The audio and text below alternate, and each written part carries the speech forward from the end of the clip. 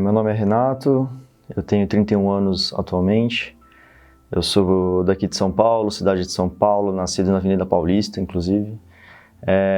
Sou da Zona Sul, de Jabaquara, filho da Denise e do Flávio, filho único, neto das duas Rosas, tanto do lado de pai quanto do lado de mãe. Eu decidi fazer medicina perto da 8ª série, né? Muito pelo fato de que eu ia bem no colégio e havia a possibilidade de talvez fazer medicina pelo fato de só de ser um bom aluno. E aí as coisas foram evoluindo meio de uma maneira involuntária e direta, assim. Eu vim de uma família bem humilde, eu era bolsista aqui na Santa, inclusive, mas isso eu vou contar posteriormente para vocês. Sempre batalhando, sempre dia após dia, eu e meu pai e minha mãe, a gente é muito unido, né? Tipo, meus pais e eu, a gente é unha e carne, né? Como se diz. E esse foi o começo da minha história na Santa Casa, em si. Eu fiz 4 anos de cursinho, vim de escola pública, era cotista. Acho importante falar porque não é demérito nenhum de quem vem de escola pública ou não ter usado dessa bonificação, e eu só estou aqui hoje graças a essa condição. Inclusive o fato de eu ser bolsista foi pelo fato de eu lá atrás ter feito escola pública, e eu não tenho vergonha nenhuma de falar disso. Minha escola era uma escola federal, ficava ali na Armênia. Tem outras pessoas que fizeram Santa Casa, mais velhas que eu, mais novas que eu, que também fizeram esse colégio, então era um colégio muito bom. Sou suspeito para falar porque eu sou meio até bairrista, né, nos colégios que eu passei, aos lugares que eu passei. Eu sou muito intenso. Fiz os 4 anos de cursinho, foram terríveis, mas necessários. Cresci muito como gente, como pessoa. Descobri vários perfis de pessoas que também prestavam medicina. Isso foi me formando o que eu sou hoje, né? Passei só na Santa Casa. Na época a Santa Casa era via FUVEST, e eu sabia que se eu passasse para a segunda fase eu conseguiria passar na Santa Casa, né? Inclusive tem um fato curioso que eu gosto de falar. Uma tia minha uma vez me chamou de canto e falou assim: você vai estudar num lugar que tem um monte de tijolinho. E eu estava no primeiro ano de cursinho. Eu não fazia ideia que existia a Santa Casa. Eu não conhecia a Santa Casa, nem como hospital. Aí eu guardei essa mensagem. Um dia ela falou pra mim, falei, tá bom. E aí foi 1, 2, 3, 4 anos, e aí enfim apareceu os tais dos tijolinhos. Ela inclusive estava na minha formatura, dançou valsa comigo. Hoje ela não está mais entre nós, mas parece que ela esperou eu me formar. Mas isso me deixa até emocionado, né? A medicina, para mim, ela veio de uma maneira sem querer até, né? Eu não tive um momento específico que eu vivenciei algo que eu vangloriei o médico, né? Que tenha me atendido, ou minha mãe, ou meu pai, ou alguma doença que eu tenha superado e aí eu queira dar em troca. Foi algo muito simples mesmo, assim. Eu lembro de uma situação que eu estava na 8ª série, prestando o vestibular. Era um vestibularzinho para passar no ensino médio em escola pública, porque eu não tinha mais condição de pagar o ensino médio. E aí eu lembro que uma professora me chamou de canto e falou assim: você já pensou o que você quer fazer lá na frente? Eu falei, eu não sei. Ela, você não tem cara de exatas, né? Mas você é muito bom em outras coisas. Já pensou em fazer medicina? Eu falei, não, medicina é muito difícil passar. Aí ela, você é bom nessa área de biológicas, então pensa com carinho nisso um dia. Eu falei, tá bom. Seguiu, e aí eu escolhi fazer a escola pública porque ela era técnica, então eu poderia fazer um técnico e trabalhar. Sempre fico focando nisso de trabalhar e ganhar dinheiro e de ajudar meus pais. E aí eu vi que eu não gostava de nada, mecatrônica, eletrônica, e essa escola que eu prestei, ela tinha possibilidade só do ensino médio. fui e prestei. E aí a gente tinha uns projetos no primeiro ano, que era de linguagem, não sei o que lá. Tinha uma lá que era educação sexual e ciências da saúde. E aí foi aí que, conversando, eu falei assim, putz, medicina deve ser legal. Eu acho que eu vou prestar medicina. E foi assim. Só que quando eu boto uma coisa na cabeça, esquece, ninguém vai tirar. Aí eu sentei com meus pais e falei assim, ó, eu acho que é isso. Então, Rê, se é isso que você quer, a gente tá com você. Eu falei, não vai ser fácil. Eu tô numa escola pública boa, mas eu não consigo chegar aos pés de um Bandeirantes, um Dante Alighieri, um colégio grande. Uma etapa da vida. Então tá bom. E foi. Meus pais fecharam comigo, fechei com eles. Minha avó achou maravilhoso, né? Possivelmente ser médico. E foi assim. Primeiro ano de cursinho foi aquele choque, aquele soco na cara, eu não entendi o que estava acontecendo. E aí eu falei, se eu preciso dar todo o meu sangue para poder conseguir isso, eu vou conseguir. E aí começou a aparecer outros motivos, não só pelo fato de eu poder ser um bom médico, de encaixar meu perfil. A questão financeira foi importantíssima, saber que você terminar, você vai ter uma garantia, não falta emprego para médico, né? Foi uma boa parcela, mas eu não vivo a minha vida, não passei a minha formação pensando no dinheiro que viria, e sim no que eu poderia fazer para me satisfazer profissionalmente e não prejudicar ninguém. Essa que é a verdade. E foi assim que as coisas foram decorrendo. Talvez um dos motivos de eu não ter uma decisão fechada no 6º ano do que eu queria fazer de especialidade. Porque eu fui vivendo cada momento dentro da Santa Casa e da medicina. Então foi mais ou menos assim que eu descobri a minha vocação. E aí eu percebi que eu era bom em algumas coisas dentro da medicina e ruins em outra. Que não adianta eu querer bater o martelo, sabe? E aí, bater cabeça no caso. E aí eu falei, pô, se tem esse caminho aqui dentro disso que eu já gosto, vamos nesse caminho. E aí cheguei na anestesia, entendeu? Foi mais simples até do que muitas histórias que eu já ouvi falar, assim. Eu admiro demais a escolha da medicina pelos outros motivos, né? Não desmerecendo a minha, mas foi isso. Eu não conhecia a Santa Casa, eu não fazia ideia que existia o Hospital da Santa Casa. Nasci em São Paulo, eu nasci na Avenida Paulista, eu sou paulistano da gema mesmo, assim. Nascido, criado, vivido aqui. E eu não fazia ideia que existia a Santa Casa. Eu fui descobrir que existia a Santa Casa quando uma amiga minha passou e falou, Renato, vê pra Uni, tem na Santa Casa. Eu entrei no site da Santa Casa, falei, nossa, tem uma faculdade, nossa, olha esse hospital. Falei, putz, minha tia falou dos tijolinhos, olha que doideira, será que é isso? Aí você já começa a achar umas magias no meio do caminho, aí você fala, ah. E aí eu fui tentando a Santa Casa pelo fato de ter a possibilidade de ter bolsa aqui, né? De um caminho mais fácil, que era pelo Enem, que era uma prova mais tranquila do que a FUVEST. Só que talvez por eu subestimar tanto, eu não passei. Nem aqui, nem fora. E entrando aqui na Santa Casa, que foi o lugar que eu passei, eu não passei em outro. Eu falei, então se eu só passei aqui, é para ser aqui. Não tem o porquê e outro motivo de não ser a Santa Casa. E aí eu comecei a descobrir o que era a Santa Casa para São Paulo, para as pessoas, para o Brasil, para mim, para minha família. Aí eu descobri que tio meu nasceu na Santa Casa, não sei quem, e aí você começa a ver que a Santa Casa está na sua vida e você não percebe. Entendeu? Você não percebe, ela já está aqui, ó, na tua família há muito mais tempo que você imagina. Seja alguém que um dia foi um morador aqui da roda da Santa Casa, ou neto de não sei quem que foi da roda, ou conhece alguém que foi médico, foi enfermeira, tal. A madrinha da minha mãe, por exemplo, ela foi enfermeira aqui na Santa Casa. E eu só fui descobrir um dia, quando eu passei, meu tio falou, não, sabia que a tia fulana foi enfermeira, fez escola de enfermagem na Santa Casa? Eu falei, nossa, não sabia. Então, ela só foi me surpreendendo. E aí eu fechei Santa Casa. um pouquinho da minha trajetória do começo da Santa foi assim. Cheguei na Santa Casa, primeiro dia, passei em quinta lista. Eu tinha até começado o 5º ano de cursinho já.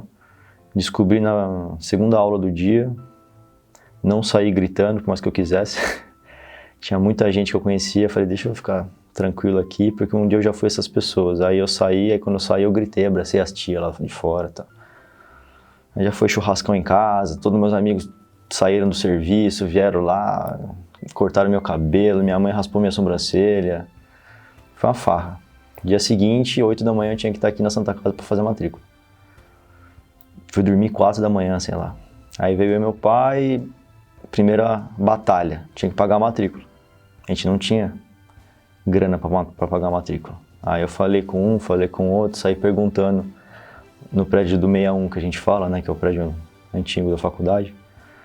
Até a hora que eu cheguei no pessoal do setor de bolsas, e eles falaram, não tem bolsa, não tem FIES, não tem ProUni. Eu falei, tá bom, vocês não vão me tirar daqui, o que eu preciso fazer? Tem que pagar a matrícula. Eu falei, não tenho dinheiro para matrícula. Ah, não tem jeito, se você não fizer a matrícula, você perde a vaga. Eu falei, então tá bom. Aí meu pai saiu meio que correndo, fez um empréstimo, a gente pagou, deu certo, fez a matrícula 5h30 da tarde, fechava às 5, eles até ficaram abertos por conta de mim. Deu certo, me matriculei na Santa Casa. Primeiro dia de aula, encontrei uma pessoa que eu fiz cursinho e tal. E aí as coisas foram acontecendo, né? Eu sou da 51ª turma de Essência, me formei com a 52ª. Teve uma quebra aí no meio que eu também vou falar para vocês. Mas a minha turma de coração é a turma 51, sempre vai ser. E a gente foi se conhecendo na faculdade, a turma, os amigos, pessoas de vários lugares de São Paulo, de lugares do Brasil, de diferentes classes sociais. Foi importante essa mescla, né? Porque você entra na medicina achando que vai ter um padrão e não tem padrão nenhum. Entrei para a equipe de natação, foi um outro sonho meu que eu sempre gostei muito de esporte e dentre as faculdades no geral, assim, as medicinas sempre tiveram um pouco desse viés esportivo paralelo ao acadêmico, e eu adoro. Então tive a possibilidade de ser atleta do Marcelo Tomazini, que é um dos melhores técnicos do Brasil, já foi técnico de seleção, etc. Foram 7 anos pesados de piscina, né, que também me ensinaram muito como ser um bom acadêmico, porque a gente tinha que sair da aula e treinar, voltar e aproveitar 200% o que a gente tinha de aula, estudar em casa, para conseguir conciliar as coisas. Seguindo a trajetória na Santa, né, fiz grandes amigos. Se eu for listar aqui, eu vou ficar 2 horas falando para vocês, mas se algum deles estiver ouvindo e vendo essa entrevista, saiba que você está contemplado com certeza. Todos da 51, todas as pessoas que já me ajudaram e estenderam a mão para mim. Os anos foram se passando, né? Faculdade, apertava aqui, às vezes soltava um pouco, tal, até que chega no famoso internato, esperado por muitos, amedrontado por outros, mas é o momento que você, enfim, vai ter o contato com o paciente diretamente, com o médico formado já diretamente, os chefes, os residentes. E é ali que você começa a criar caráter na Santa Casa. Porque muitas vezes você vai ser o braço de apoio de uma família que nunca teve uma noção do que está acontecendo, às vezes pela correria do dia a dia, o residente ou o chefe não consegue explicar muito bem. A mão do interno, quando bota ali no paciente às 5h30 da manhã para passar a visita, para fazer os sinais vitais mais básicos que sejam, é o suficiente para o paciente falar, estou sendo bem atendido na Santa Casa. E confesso que eu tenho medo um pouco desse conceito da Santa ser perdido, né? Pela situação que a gente está, tem entrado muito aluno entrando, muito residente de fora, sabe? Pouca gente da casa. E isso acaba um pouco se perdendo esse sentimento, né? Esse é um grande medo meu, né? dos novos chefes saindo da Santa Casa, poucos saírem da casa, né? Como eu disse, eu sou um exemplo muito bairrista aqui dentro da Santa. Tipo, eu gosto de tudo que tem aqui, vou defender por unhas e dentes. E quem é de fora não vem falar mal, sabe? Tipo, não vem falar mal porque a minha casa, quem manda sou eu, né? Quem cuida das coisas aqui sou eu e os meus iguais. Em 2013, que foi o ano que eu passei, eu acho que foi o penúltimo ano ou o antepenúltimo ano que ainda tinha FIES e ProUni, né? Ações do governo para que alunos de baixa renda, com cota social, cota étnica, conseguissem adentrar ao mundo universitário, né? Em faculdades particulares, não só em medicina. E desde que eu descobri que tinha a possibilidade do ProUni, eu tentava. Acho que foi a partir do meu segundo ano de cursinho, eu descobri que tinha isso, e aí eu comecei pela nota do Enem, eu comecei a tentar pelo ProUni, que era um sistema de bolsa, não era de financiamento como o FIES, era bolsa 100% via governo. E eram poucas vagas, eram coisa de 3, 4 vagas por ano na Santa Casa, por exemplo. E eu não conhecia as outras faculdades particulares do estado de São Paulo, de verdade. Eu comecei a conhecer no cursinho, quando alguém prestava Taubaté, Pucamp, e eu não conhecia. Então, por não conhecer, eu falava, eu não vou prestar, porque eu vou gastar dinheiro que eu não tenho para fazer a prova, eu vou morar longe, não tenho condição de morar longe, porque eu não tenho como financiar uma moradia longe. Entendeu? Morando com meus pais, eu já sou um gasto gigantesco, imagina pagando um aluguel fora. Então eu excluí essas faculdades e eu fiquei na Santa Casa por ser em São Paulo. E aí eu tentava pela nota do Enem, pelo ProUni e tal, e sempre batia na trave. Eu ficava 2, 3 nomes. E tentando o vestibular, nas públicas, né, pela FUVEST, pela FUNESP, Unicamp e por aí vai. Um monte que a gente prestava. E um ano eu fui para a segunda fase da Unicamp e não passei. Outro ano, aí no último ano eu só passei para a segunda fase da FUVEST. E passando para a segunda fase da FUVEST, você tinha duas opções. A primeira opção e a segunda, que você poderia escolher. Primeira opção podia ser Santa Casa ou USP, segunda opção, a que restasse. Coloquei USP em primeira opção pelo fato de não pagar, faculdade pública. Segunda opção, eu coloquei a Santa Casa, porque era faculdade particular. Entendeu? Na minha situação foi justamente por isso. Eu não colocava uma melhor do que a outra. Para mim, se eu entrasse na faculdade, eu seria o melhor aluno dentro do que eu poderia ser, independente do que me oferecesse. E aí, fui para a segunda fase, tá, com a cota social que eu tinha pela escola pública, eu tinha uma pontuação acrescida. E se eu fosse para a segunda fase, eu com certeza passaria na Santa Casa pela colocação que eu ficaria. Então eu já fui meio que assim, tô indo para a segunda fase, vai dar certo na Santa Casa, né? E deu certo. Demorou um pouquinho, né? Teve que rodar umas listas. E aí eu fui perguntando, eu tinha duas amigas que faziam Santa Casa já. E eu já tinha perguntado, como que é a questão de bolsa na Santa? Porque eu só fui para a segunda fase da FUVEST. Ah, tem, mas é só a partir do segundo ano. Então eu tinha que cursar o primeiro, mais o segundo, entrar num processo seletivo e talvez adquirir uma bolsa no terceiro para frente. Aí eu falei, beleza, melhor que nada. Mas não tem condição nenhuma disso antes? Ah, eu já ouvi falar que existem, eu falei, é isso que eu precisava ouvir. Se tem jurisprudência, a gente vai tentar. Se já existe alguma coisa antes, eu vou na cara de pau. E minha mãe até falava, ai Renato, eu falei, mãe, vamos ver, o não eu já tenho. Então, isso antes de prestar pro FUVEST. Prestei, passei, eu não desisti, eu nunca baixei a cabeça e eu falei, eu vou me formar médico na Santa Casa e eu vou fazer de tudo para ficar nesse lugar e um dia eu vou devolver. Cheguei na Santa, meu pai fez um empréstimo para a gente pagar a matrícula, pagamos a matrícula e cheguei na cara e com a coragem, na cara de pau e falei assim, não vou sair daqui.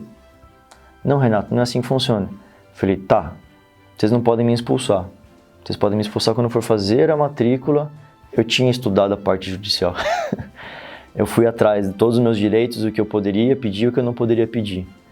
Essa é a vantagem de ter amigo advogado. Então, uns 15 amigos advogados. Aí eu falei, o que eu preciso para trocar os caras? Ah, é isso, Renato. Eu falei, então aí eu fui armado.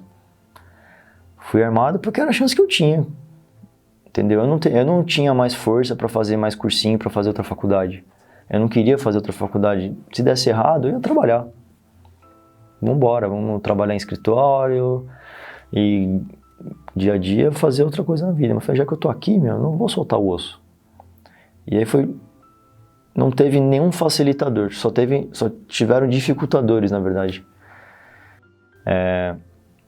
E aí eu cheguei no setor de bolsa e falei, feita a matrícula, o que eu preciso fazer para ter bolsa? Não tem bolsa, Renato. Eu falei, tá bom. Dia seguinte, oi, tudo bem? Como que tá a situação das bolsas? Não tem, Renato, já te falei ontem. Uns 2 meses eu fiz isso. Todo dia eu ia, de manhã e à tarde, falar com a Juliana, falar com o pessoal da bolsa. Até que um dia, de repente, antes de eu chegar, ai, Renato, tudo bem? Como tá sua mãe, seu pai, cachorro? Já virei amigo do pessoal, de tanto que eu ia lá encher eles. Até um dia que ela me ligou e falou assim, vai abrir um valor de FIES. Fica atento que essa noite talvez vá abrir. Uma pessoa foi para outra faculdade e liberou esse valor. Fiquei a noite inteira lá, dormi 1 hora. Acordei, continuei, não consegui. Dia seguinte, 2 amigos meus, que hoje são uma amiga e um amigo meu, que são irmãozaços meus, cada um pegou metade do FIES. E eu perdi. Que uma sorte que eu tive, sabe? Mas beleza, as 2 pessoas precisavam disso. E eu continuei. Devendo, falei assim, devo, não nego, pagarei quando puder. Vamos embora. Ninguém vai me tirar daqui. Passado mais uns 2 meses, era perto de junho já, me ligaram e falaram, tem 50%, Renato. A gente vai conseguir, acho que abrir essa exceção para você. Tinha um instituto que chamava Solidari, inclusive eu nem sei se ele está mais agindo na Santa Casa nessa questão de bolsa. E parece que eles estão liberando 50% de bolsa. Aí eu falei, vamos embora. Aí eles foram em casa, fizeram análise financeira, viram minha casa, tal. Aprovado. E aí eu tive 50% de bolsa. Porque eu fiquei enchendo o pessoal do setor de bolsas todo dia. Até que eles, acho que um dia mandaram uma mensagem, ligaram e falaram assim, pelo amor de Deus, eu não aguento mais o Renato vindo aqui. Vocês conseguem ajudar de alguma maneira? Então teve uma compaixão pela minha situação. Viu que não era... Porque tinha histórias de alunos que tentavam bolsa e para você chegar na casa do cara tinha 6 portões, 2 segurança. A pessoa dessa não precisa de bolsa, sabe? E nunca foi barato medicina, né? Era um valor muito caro para a época, como ainda hoje é muito caro para a situação. E eu, na teimosia, fui e consegui esse 50% por esse Instituto Solidário. Aí, o processo seletivo que ocorre, eu não sei se ainda é assim, ocorria em agosto, setembro. A partir do 2º ano, me liberaram para eu fazer no 1º ano. Aí eu fiz, e aí eles me deram, pela Fundação Arnaldo Vieira de Carvalho, que aqui gera a faculdade, eles me deram a outra metade. Foi onde eu juntei as duas e eu tive 100% a partir de mês de setembro, outubro, né? Não precisei pagar a rematrícula, né, do 2º ano, para ir para o 2º ano, mas eu tinha uma dívida. E eu só conseguiria fazer a dívida se eu pagasse a matrícula, se eu pagasse a dívida. Fiz a negociação, paguei um tanto, meus pais de novo fizeram outro empréstimo para pagar uma parcela, que te liberava para fazer a negociação e a possibilidade de fazer a matrícula para o 2º ano. E aí no 2º ano, 100% de bolsa. Até a situação de que eu repeti, que eu fiquei de DP de uma matéria. Não vou ter mais outra chance. A chance que eu tinha foi por água abaixo. Foi por exaustão, foi por um ano muito difícil em outros aspectos em casa. Eu perdi uma das minhas avós e eu cuidava dela. Então assim, foi um ano que foi carregado de coisas externas e eu não percebi, e aqui foi o que me mostrou que estava errado as coisas dentro da minha cabeça, dentro da minha casa. Aí, automaticamente, o Solidari me excluiu. eu perdi os 50% do Solidário e eu não poderia manter os 50% da fundação. Por quê? Eles não pagam 50% relacionado à matéria. E é o que eu consegui, porque quando você repete de ano, você só paga aquela matéria, você não paga a mensalidade inteira. Então eu teria que pagar a morfologia, né, que foi o que eu repeti, que eram 2 meses. E era um valor X lá, tum. Aí eu consegui manter os 50% da fundação em cima desse valor, então eu pagava metade da matéria, que eu parcelei durante os 12 meses, entendeu? Era um valor alto, assim, era coisa de, sei lá, 5 mil reais a matéria. A professora aí eu gostaria até de citar ela, a professora Mirna, sempre foi muito exigente com nota, e ela falou: Renato, eu não consigo te passar, mas eu vou fazer de tudo para você conseguir manter sua bolsa, porque eu tô vendo que eu contei toda a minha história para ela. E graças a ela, graças a esforços de outros diretores também, que eu fui lá e fiquei na orelha, eu consegui manter minha bolsa no ano posterior, o que eu teria que repetir, né? Que a gente faz só uma matéria, quando você pega a matéria aqui na Santa. E aí calhou que eu me deparei com um ano livre, praticamente. Né? A matéria que eu repeti tinham só 2 meses, eu passei com nota alta. De maio para frente, meu ano tinha acabado já. Eu não tinha mais nada o que fazer. E aí um amigo meu, um grande amigo meu, inclusive hoje ele é chefe, professor da faculdade, Augusto Rimoli, falou para mim, eu nunca vou esquecer essas palavras, ele falou assim: Renatão, não faça seu ano perdido, não faça que seja um ano em vão. E aí eu simplesmente ouvi essas palavras, abaixei a cabeça e falei: é assim que vai ser. Fui centro acadêmico, fiz trabalho científico, apresentei artigo, completei meu checklist de residência nesse ano que eu fiquei livre. Trabalhei fora, consegui fazer um dinheirinho para ajudar os meus pais, para me sustentar também nas coisas que a gente gosta de fazer na faculdade, comprar um uniforme, ir numa intermédia. Que a vida também social é importante na faculdade, ela não tem que ser excluída, porque os corredores da Santa Casa que fazem você ser o médico que a Santa Casa constrói, né? Os corredores é onde você vai conhecer um amigo mais velho, mais novo, que um dia você vai precisar dele, ele vai precisar de você, independente de ano de formação, de ano de idade, né? O maior exemplo, fechando um parênteses para vocês. Esse sábado, por exemplo, eu estava de plantão e eu era amigo do chefe da cirurgia, eu conhecia o chefe da anestesia, a gente foi almoçar junto, por exemplo. E eu sou residente, eu sou R2. Então é muito gostoso essa relação que a gente tem aqui dentro da Santa Casa, de irmandade mesmo, né? Não pelo fato de ser uma irmandade, né? O nome da Santa Casa em si, mas a gente cria um vínculo muito forte aqui dentro. Que eu nunca... E os amigos meus que fazem faculdades fora, seja de medicina, seja de outras profissões, não existe. Eles até brincam, falam: mas vocês são muito doidos na Santa Casa. O que acontece lá? Eu falei: eu não sei. Você entra, parece que um bichinho te pica e você tem tijolinho no teu sangue, cara. É muito curioso. E aí teve o processo seletivo de novo, nesse ano que eu estava repetido, e de novo eu consegui, mas dessa vez 100% pela Fundação Arnaldo Vieira de Carvalho, que foi aonde eu consegui manter o 100% até o final da faculdade. O Solidário eu era persona não grata lá pelo fato de eu ter repetido de ano. A única coisa que eles pediam era nota alta e presença. Eu tive tudo das outras matérias, mas essa eu repeti. Aí eles falaram: ó, então tchau. E eu justo. Né? Eles estavam pagando pra mim, eu quebrei uma confiança, paciência. Assim que funciona. E uma coisa que eu não lembrava e lembrei agora. Eu também tinha auxílio alimentação pelo Solidário. Então eles me davam, além da bolsa, um valor por mês. Era em torno de R$600 para os meus pais. Que é onde eu realmente ajudou muito em casa. Né? Para pagar conta, para comida, para mercado, essas coisas.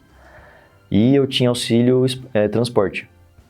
Só que eu falei: não preciso do auxílio transporte, porque pelo fato de eu ser bolsista, pela SP Trans eu conseguiria isenção. E aí eles: não, então beleza. Pô, você foi honesto com a gente, você poderia estar usando o valor Porque eles pagavam em valores, não pagavam em passes de metrô, né, por exemplo. E aí eles me pagaram esse valor que pagariam no Vale Transporte, eles acresceram no Vale Refeição lá que eu tinha.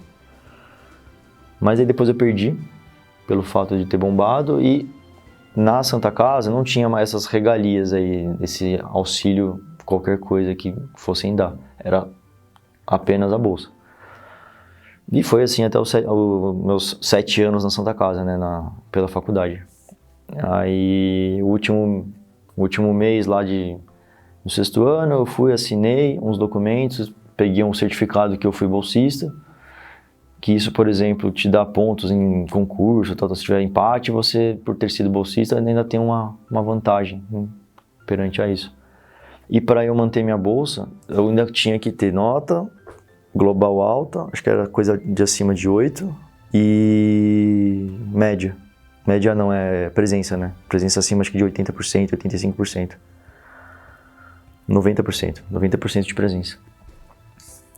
E o processo que aconteceu comigo foi esse.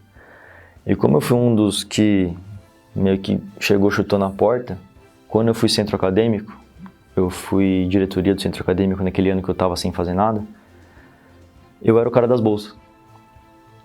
Então era assim, não sei o que, fala com o Renatão. Não sei o que, fala com o Renatão. E algumas pessoas na Santa conseguiram bolsa porque eu era o cara que intermediava para encher o pessoal da bolsa, do tipo, atende a Juliana, atende o Marcos, atende o Felipe, atende não sei quem. Renato, tá bom. E aí 25% conseguiram, tantos por cento conseguiram, tal. E aí foi um ano que começou a aparecer, por exemplo, o Instituto Areguá, de bolsa, né? E aí eles me entrevistaram várias vezes para perguntar como que era.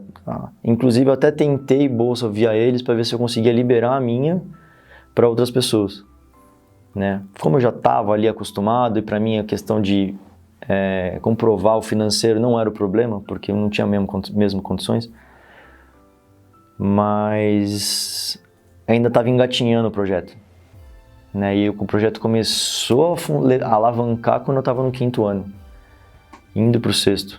Aí surgiram algumas bolsas ali, amigos meus têm as bolsas e tal. Então eu tenho um dedinho dentro da Santa Casa nesse aspecto aí de trazer pessoas que não poderiam nunca cursar o curso de medicina e tiveram a oportunidade e fizeram por onde. E essas pessoas hoje estão na residência, almejam ser um dia, se tudo der certo, chefe daqui, para ver se a gente consegue trazer algo de volta para aquelas pessoas que me ajudaram. Eu tenho uma dívida de gratidão gigantesca com a Santa Casa e eu tento, ao máximo, tentar devolver, né? Seja com os acadêmicos que são próximos. Na anestesia a gente não tem tanto contato com o acadêmico diretamente, mas sempre que eu posso eu puxo um interno e falo assim, vem cá, deixa os caras lá da cirurgia lá que você vai ficar com eles um mês, aqui você vai ficar um dia comigo. Aí eu vou, faço uma ciência, converso um pouco, ensino, isso aqui é um laringoscópio, isso é um tubo, esse é o carrinho da anestesia. Se você for cirurgião um dia, você tem que saber que isso existe, que o anestesista do lado de lá também tem um coração batendo, entendeu? Não é só uma pessoa que está ali, um funcionário do hospital, né? O fato de eu ser bolsista na Santa Casa sempre me obrigou, isso é coisa minha, né, a fazer tudo aqui 200%, porque eu não podia reclamar das coisas que estavam acontecendo comigo, porque eu só estava aqui porque as pessoas me permitiram estar aqui, me possibilitaram isso.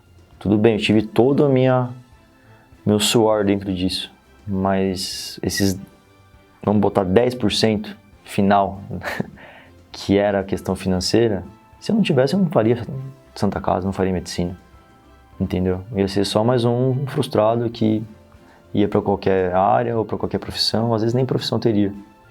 Ia ser só mais um aí tentando sobreviver. E foi isso, assim, foi muito por parte da minha insistência, muito por parte da minha vontade de querer terminar esse projeto, do que por livre e espontânea ajuda externa, né? Aconteceu, mas porque eu fui e incomodei, fui e fui quebrando a porta das pessoas. O internato foi sensacional, foi correria, foi cansativo, foi engraçado, foi triste. E no internato, até o internato eu não tinha noção nenhuma do que eu queria fazer, de plano de carreira. Eu estava só vivendo o sonho de estar numa faculdade de medicina, dia a dia, seja nas aulas, seja com os amigos, seja nos eventos externos, seja em congressos, seja na piscina. Eu estava vivendo a faculdade, 200%. E num momento você para e fala, o que você quer fazer daqui para frente? Não dá só para você sair um médico generalista. Por mais que você seja um ótimo acadêmico ou um ótimo realizador de funções, você pode ter uma mão ótima para procedimentos, você tem que se especializar, você tem que aprofundar os seus conhecimentos. Tanto pensando em mercado de trabalho, quanto pensando em realização mesmo dentro da medicina. E passado um ano de internato, nada. Passado 6 meses do 6º ano, nada. E a prova chegando, a data de inscrição para chegar, para aparecer, e eu não fazia ideia do que eu ia prestar. Conversei com um monte de pessoas, amigos mais velhos, amigos mais novos, pais de amigos que são de áreas e tal, e eu consegui cortar várias que eu não queria. E sobraram 3 praticamente: psiquiatria, otorrino e anestesia. Otorrino eu tive uma experiência muito boa, tipo, por 3 anos praticamente eu ajudei um médico de fora a instrumentar, tinha até um grupinho que a gente se revezava para ajudar nas cirurgias e tal. Achei muito legal a parte cirúrgica. A parte clínica não me interessou muito quando eu passei no estágio da otorrino. Psiquiatria era a minha grande paixão, adorava discutir, adorava conversar sobre. A professora que eu tinha, eu também gostaria de citar o nome dela, Maria Carolina, ela trazia a paixão de ensinar e a paixão dela sobre a psiquiatria. Não tinha como você não gostar. Você podia odiar a psiquiatria. Você ouvia uma aula dela e falava, eu quero ser psiquiatra. Mas ela é uma pessoa fora da curva, assim, ela não é desse planeta. E aí, quando eu também passei, dei de frente com a especialidade, eu falei, não é isso que eu quero. Sobrou anestesia. Falei, vamos ver. A gente tem pouco contato na faculdade com anestesia, pouquíssimo contato. A gente tem um estágio, 2 ali, de 3 semanas, 1 mês no máximo, e a gente não tem um contato direto com anestesia. Você só sabe que o anestesista fica do lado de lá da barraca, mexendo nos botões, aspirando umas coisas, e você fala, e aí, o que é ser anestesista?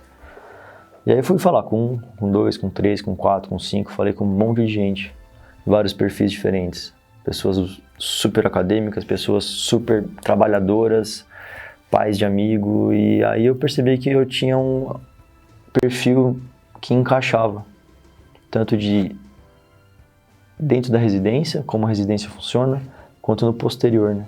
Eu gosto muito de estar no hospital, e foi assim que eu escolhi a anestesia.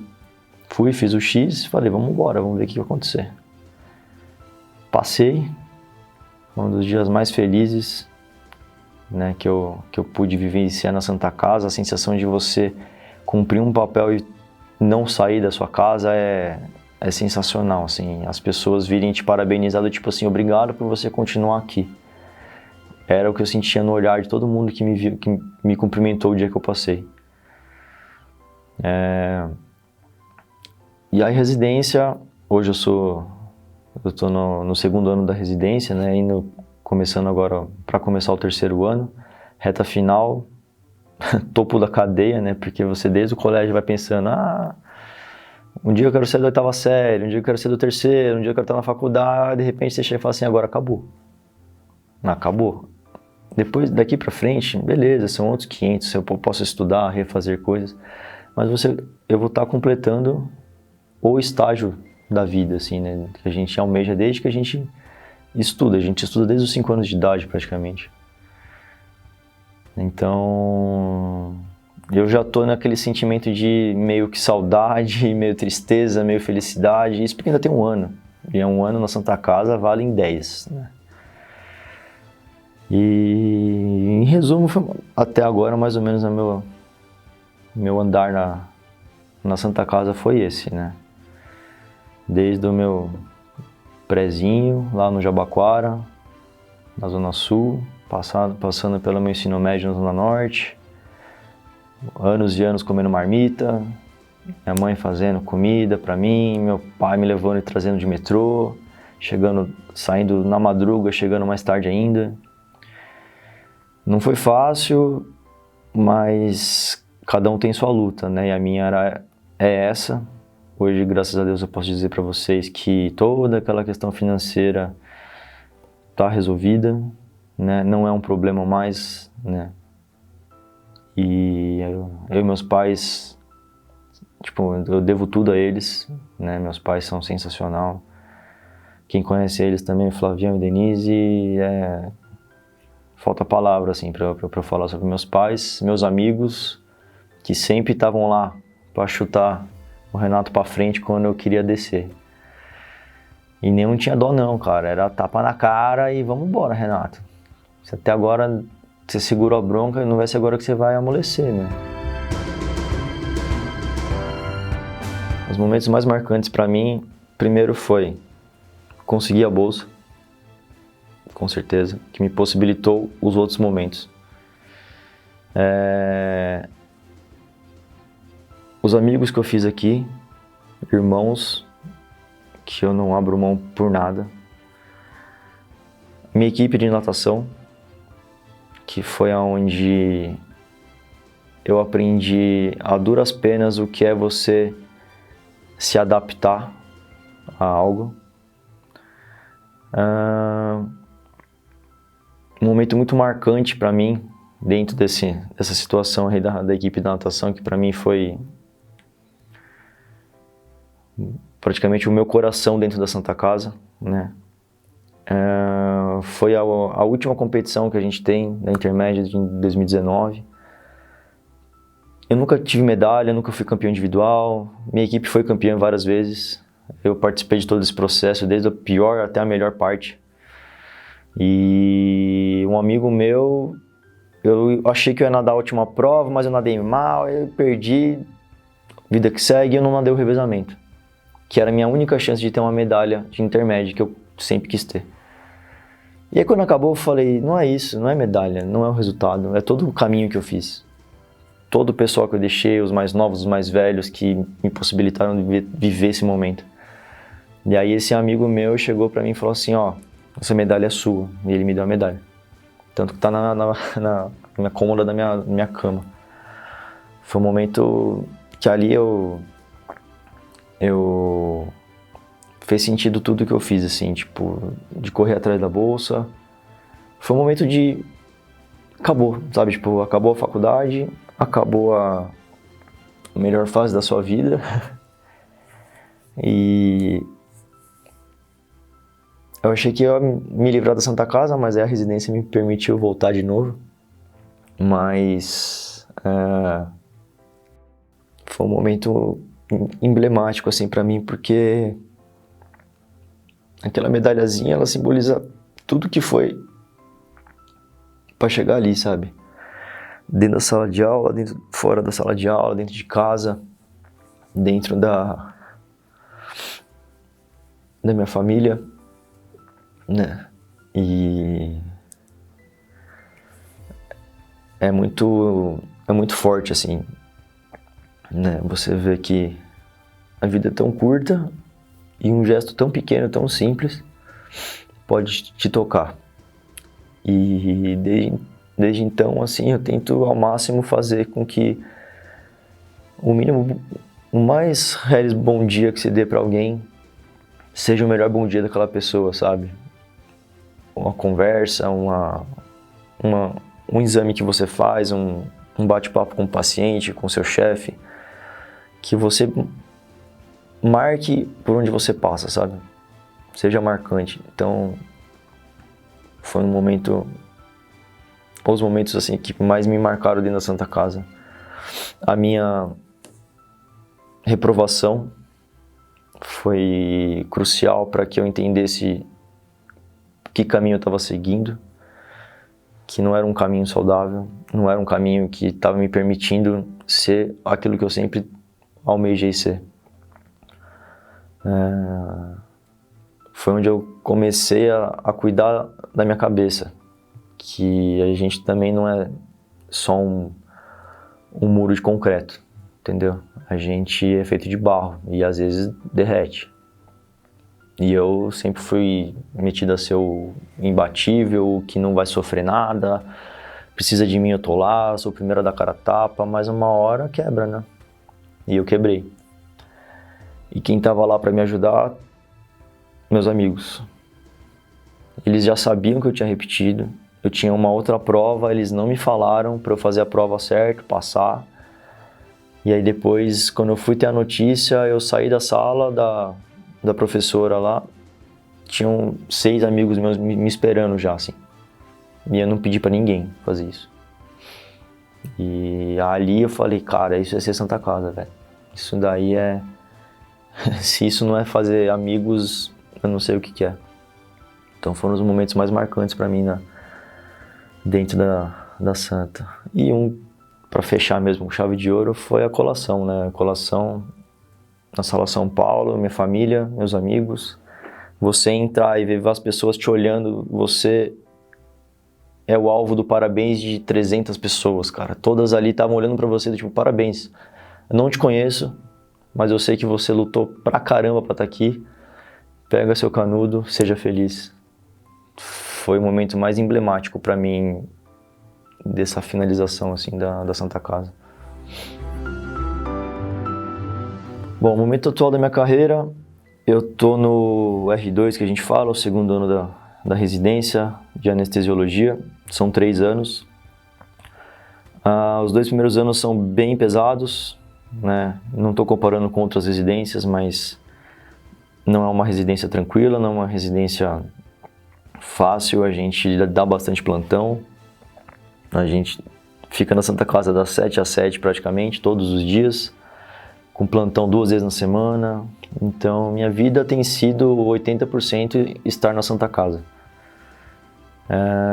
Atualmente, a gente tem alguns estágios fora da Santa e permite com que a gente conheça outros serviços. Conhecendo outros serviços, você vê outros fluxos de pessoas, de momentos. Estou conseguindo dar bastante plantão, também conseguindo tocar a residência. A gente faz umas loucuras de emenda plantão, 48, 36 horas, mas eu preciso fazer isso. Eu não posso me dar o luxo de só vir na residência. Eu tenho que também trabalhar fora porque eu tenho meus pais para ajudar, eu tenho as minhas coisas para resolver. Hoje eu moro sozinho, né? Estou pagando um aluguel. Inclusive eu divido o apartamento com um amigo meu da época do colégio. A gente fala que ano que vem, né? Porque a residência ela vira em março, né? Mas agora no próximo começar de ano, no R3, a gente praticamente começa a ser a nossa própria vitrine. Então a gente faz bastante estágio fora, em hospitais grandes, que tem vindo atrás da gente. Então, pela experiência que eu vejo, meus R+, eles estão sendo buscados pelos serviços grandes de São Paulo, né? Os hospitais, todos esses que vocês devem estar pensando, dos grandes, a gente tem a possibilidade de trabalhar e de escolher, é melhor ainda. Isso só acontece porque eu estou num grande centro chamado Santa Casa, né? Que não deixa aquém a nenhum outro serviço. Aqui a gente faz acontecer e a gente vai resolver o problema. É assim que funciona na Santa Casa. Eu tenho só isso, não importa, eu vou resolver, eu vou tirar da cartola o problema, a solução do problema, e a gente vai resolver. Santa Casa é assim, a gente senta, resolve e acabou. E no R3 agora, estou com bastante expectativa, né? E vamos ver o que vai acontecer. Até agora, além do cansaço, eu só tenho a agradecer porque a curva de aprendizado é gigantesca, gigantesca na anestesia. Você parte do -5, rápido pro 10. Isso no primeiro ano ainda. Mas você tem que chegar no 1000. Né? E sempre querendo melhorar, sempre querendo acrescentar no meu currículo coisas que vão me trazer o bem, benefícios. E vamos ver como que vai decorrer esse último ano. Saudade dos que estão indo, meus professores próximos, que são nossos R+, eterna gratidão pelos plantões, as noites passadas, mal dormida e as buchas que a gente tinha que resolver. Aos chefes, que sempre tiveram paciência, sabe, para ensinar quando você não faz ideia que você tinha 10 dedos na mão e você tem que usar todos eles às vezes. E agora, expectativa e aproveitar o que vai acontecer aí na frente. Aceitar tudo que vier e, mais uma vez, ser 200%. A medicina, ela sempre foi muito poetizada. A medicina sempre foi muito endeusada. E eu entrei com um pensamento simplista dentro da medicina. De que é uma profissão que eu vou ter que tratar de gente, do corpo de pessoas. Ponto. E aí você vai vendo que não é só um corpo de pessoa, um ser humano. Existe uma vida, existe uma família por trás, existe um coletivo, uma sociedade que você também influencia. E eu acho que hoje as aparências valem mais, tem valido muito mais do que realmente você age na sociedade. E o médico é um ser social. O médico é um ser com uma influência importantíssima política e tem sido usada de uma maneira totalmente afoita, errada, principalmente para você passar informação técnica. Tem misturado muito a técnica com a questão política. E não é assim que a gente aprendeu na faculdade, não é assim que ninguém aprendeu na faculdade, nos livros. Você pode ter a opinião que você quiser, você pode ficar à vontade. Mas saiba que a partir do momento que você falar, você é uma voz a ser ouvida, que você é médico. Entendeu? E o mundo ouve médico. Ele não vai ouvir um mecânico da esquina. Por quê? Porque o médico tem essa carga histórica de que era o homem culto, era o ser culto, que tudo que falasse sabia o que estava falando. Não. É mais um ser humano passível de erros, né? E um médico que não erra é um médico ruim, porque você só aprende errando. E não é errar porque você vai fazer de qualquer jeito. É errar porque você quis fazer o melhor. E você vai errar. E não é isso que tem sido passado nos Instagram da vida. Não é isso que tem sido passado nas redes sociais. Estão vendendo imagem. Estão vendendo aquilo que as pessoas querem ouvir. Você quer ganhar dinheiro? Beleza, cara. Não envolva terceiros que não tem nada a ver com isso. Entendeu? Faça pelo seu trabalho, faça pela sua vontade de ganhar dinheiro, beleza? Mas não atrapalhe ninguém. Não faça o mal, entendeu? Está no nosso juramento, não fazer o mal pro paciente. Tem gente que faz e tá pouco se lixando para isso. Desde que ele tenha X milhões de likes, X milhões de observadores e não sei o quê. Tá aí um dos motivos de eu ter ido pra anestesia. Anestesia, se você quer holofote, você tá errado, cara. A gente é backstage. A gente tá ali atrás do show. A guerra tá acontecendo lá atrás, a gente tá segurando a bronca pro show acontecer. E quem vai agradecer é quem realmente sabe a importância que você tem. Isso nada paga. Nada paga, entendeu? O medo do paciente de ir numa cirurgia, por exemplo, é anestesia. Muitas vezes o cara vai ganhar um corte daqui até lá embaixo, mas é anestesia. Entendeu? E passar essa segurança e trazer esse conforto pro paciente, sem querer o obrigado, sem querer, nossa, o Renato, não sei o que. É isso que eu preciso. Eu preciso de um sorriso, eu preciso de um obrigado sem querer que eu ouça e fale, nossa, tá bom, porra, show, ganhei o dia. Mas eu não faço por isso, entendeu? Eu faço porque me ensinaram, meus mestres, professores da faculdade, professores de colégio, amigos próximos me ensinaram que não é assim que as coisas, que é fazer o bem, entendeu? Que é tanto dito na medicina, né? Ah, fazer o bem para as pessoas. Fazer o bem sem olhar quem ou sem olhar ao quê. Essa aqui é a verdade. Primeiramente, me formar em anestesia, né? Eu penso que eu vou dar uma pausa um pouco no estar acadêmico. Eu quero 1 ano trabalhar, ver como que as coisas funcionam na minha área, conhecer. Pretendo viajar porque eu não viajei até hoje. Eu não sei o que é fazer uma viagem grande, assim, alguma coisa. Continuar dando conforto para meus pais. Quero ter minha casa própria. Coisas bem simples e comuns, né? E eu penso que a anestesia ela vai ser um trampolim para algo que eu talvez faça mais para frente. Eu tenho na cabeça que dificilmente eu queira só ficar na medicina por 60 anos. Eu acho que o médico tem que diversificar o seu trabalho.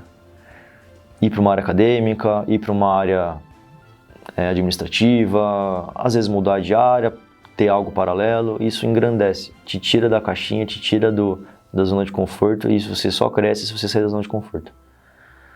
Então, por que não abrir um café? Por que não abrir um bar? Por que não fazer história, sabe?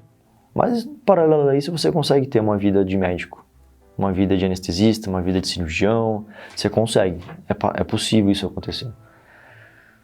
E num prazo, eu acho que de uns 10, 15 anos, eu penso em ter algo paralelo, assim. Mas vai ter um gás inicial, óbvio, né? Pelo menos uns 10, 15 anos aí eu vou dar um gás em medicina, em anestesia. Pensando em algo paralelo, né? Porque a gente não pode ficar... Vídeo pandemia.